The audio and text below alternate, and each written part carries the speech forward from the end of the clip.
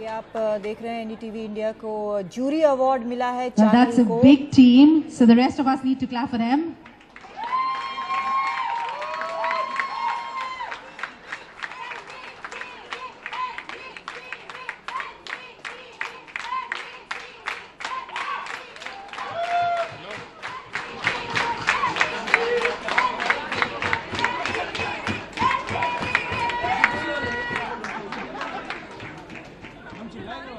Please fit yourself beautifully in the frame and smile for our cameraman.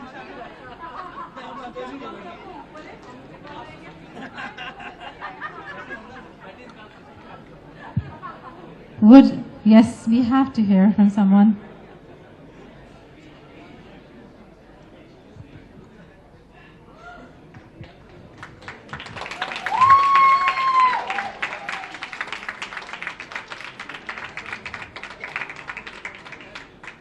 धन्यवाद अनुराग जी, धन्यवाद सत्यार्थी जी।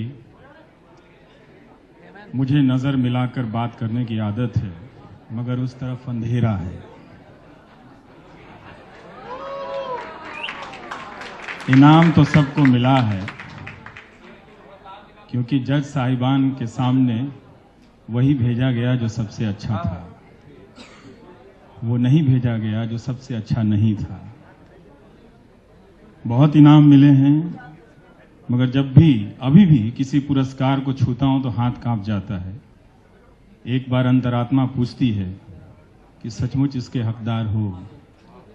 यही सवाल आप सब अपने अपने चैनलों से पूछिएगा, जिनके पर्दे पे 4 दिनों से उन्माद की भाषा बोली जा रही है राष्ट्रवाद के नाम पर। तालियां बजाना बहुत आसान है और तालियां पाना बहुत आसान है। लोग हम सब भावनाओं में बह जाते हैं, मगर इस पेशे का उसूल यही है कि ना तो खुद भावनाओं में बहें और ना ही किसी को उकसाएं। आप सब जब यहां से जाएंगे तो अपने अपने ट्विटर को, अपने अपने ट्वीट को पढ़िएगा। मैं मज़ा खराब नहीं करना चाहता, मगर आप चैनल वालों ने सचमुच हिंदुस्तान का मज़ा खराब कर दिया है। जो भाषा है और जिस तरह से काम चल रहा है पिछले 5 साल में, आज न कल कोई 10 साल बाद जब YouTube के तहखाने में जाकर ढूंढेगा कि ये लोग क्या कर रहे थे, तब पता चलेगा कि कोई एनडीटीवी भी था जो भीड़ नहीं बन रहा था। ना हम भीड़ बन रहे थे, ना हम भीड़ बना रहे थे। इस बात को याद रखिएगा जब यहां से हम सब पर्दे पर आने वाले लोग हैं, लाखों लोगों के बीच पहचाने जाते हैं। ये भाषण मैं नहीं दे रहा हूं, आपके आने से पहले भी यहां यही बात मैं कह के गया कि आज टीवी का पर्दा जो है वो बहुत तरह की चुनौतियों से गुजर रहा है। बिजनेस की चुनौतियां हैं उसकी, लेकिन उस पर्दे पर हम इनाम के लिए भेजे गए अपनी अपनी बेहतरीन रिपोर्ट के टुकड़े के अलावा बहुत कुछ ऐसा कर रहे हैं आप लोग भी, जिसे आप अकेले में भी नहीं देख सकते हैं। तो जनता को आपसे बहुत उम्मीदें हैं। हम यूं ही किसी घटना से पहले या घटना के बाद भी गांव और घरों से जुड़े रहते हैं, तो हमें मालूम है उन घरों से आने वाले जो हमारे सीआरपीएफ के जवान हैं, अर्धसैनिक बल के जवान हैं, उनके माँ बाप पर क्या गुजरी है। हम इस घटना की भावना से नहीं बोल रहे हैं, मगर उनकी तकलीफ को बहुत लंबे समय से कवर किया है हम लोगों ने। इसलिए हम कहते हैं कि अगर आपके जज्बातों में ईमानदारी है तो अर्धसैनिक बलों के पेंशन के लिए एक लड़ाई लड़ लीजिए।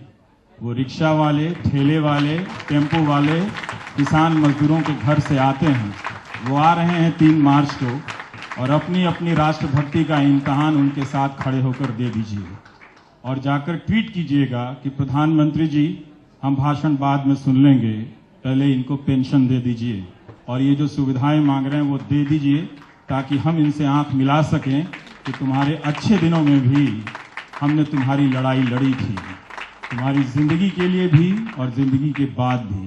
तो ये पुरस्कार उन्हीं के लिए है।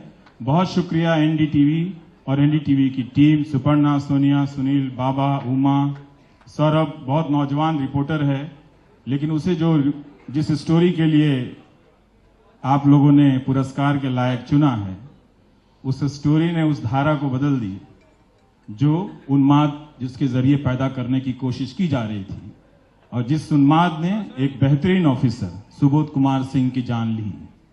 तो हमारी जो ड्यूटी है वो यही है। ये ड्यूटी नहीं है कि मेरे दफ्तर के सामने आप बोर्ड लगा दें कि रवीश का टाइम खत्म हो गया। रवीश का टाइम खत्म नहीं हो सकता है।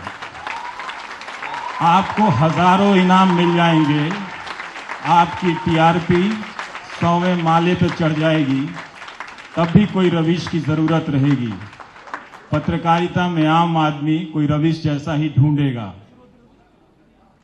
मैं रहूं या नहीं रहूं उसकी चिंता मत कीजिएगा।